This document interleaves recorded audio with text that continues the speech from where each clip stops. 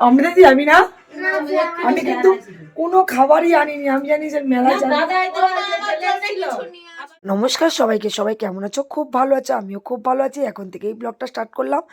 ভাওনা থাকলে ছেলে মেয়ের জন্য ভালো থাকতেই হয়। কারণ হচ্ছে আমি জানি যে আমি খুবই অসুস্থ, গলার আওয়াজ তো একদমই বলবো কি একদমই মানে তোমরা শুনতে পাচ্ছ কীরকম কথা। কিন্তু মেয়ে তো শুনছে না, মেয়ে এখন বায়না ধরেছে আমাকে মেলায় নিয়ে যেতে হবে। মেলা অবশ্যই মঙ্গলবার, সাগর মেলা, কিন্তু কে শোনে মেয়ের কথা। মানে আমার মেয়ে আমাকে ধরেছে দুপুর থেকে, মা তুমি চলো, কালকে থেকে স্যার তো বিকালে আসবে, তুমি তো আমাকে আর নিয়েই যাবে না, তুমি আজকেরই আমাকে নিয়ে চলো। আর মঙ্গলবার দোকানে সবাই আসবে না, তখন তুমি বলবে আমি আর যাবো না। গল্প করতে করতে অমৃতাদের বাড়িটা তোমাদের দেখিয়ে দিলাম। আর এই মন্দিরটা দেখো কি সুন্দর, ছোটোখাটোর মধ্যে বেশ সুন্দর এক সাইডে। আর আমি যখন বাড়ি করব আমিও অবশ্যই এরকম একটু ছোটো মতন মন্দির বানাবো, মানে দোতলাই বানাবো, তিনতলায় উঠতে খুবই কষ্ট। আর তোমরা তো দেখলে দোয়েল আর আমফান আর তোমার দাদাভাই বাইকে চলে গেল, আমি আর অমৃতার মা টোটোতে গেলাম। আমফান হচ্ছে অমৃতার ভাইয়ের নাম।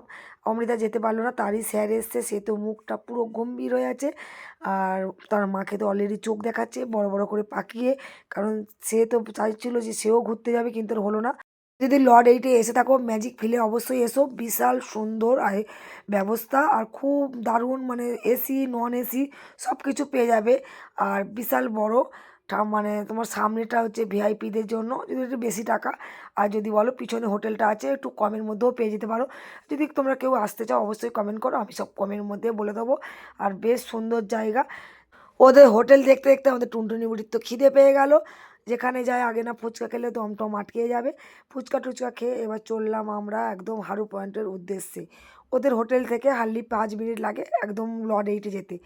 হেঁটে হেঁটেই চলে গেলাম আমরা, আর গিয়ে দেখলাম বিশাল ভিড়। আমরা ভেবেছিলাম আজকে রাস্তাঘাট একটু ফাঁকা হবে, ভালো করে মজা করে ঘুরবো, কিন্তু এত ভিড় আমরা কোনো জায়গায় ঠেক পাইনি।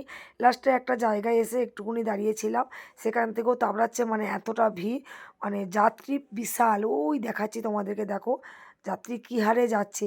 আর যদি এরকম হয় রবিবার, তাহলে না জানি মঙ্গলবার বুধবার কী কেমন ভিড় হবে। আর আমি তো ওই দিন আসবো না বলেই জাস্ট আজকে এসেছি, কিন্তু এসে একটা দারুণ লাগলো, কি দারুণ লাগছে দেখো নদীর মাঝখানটা, জাস্ট দেখার মতন। মানে চোখ ধাঁধিয়ে যাচ্ছে, বাড়ি যেতে তো একদমই ইচ্ছা করছিল না।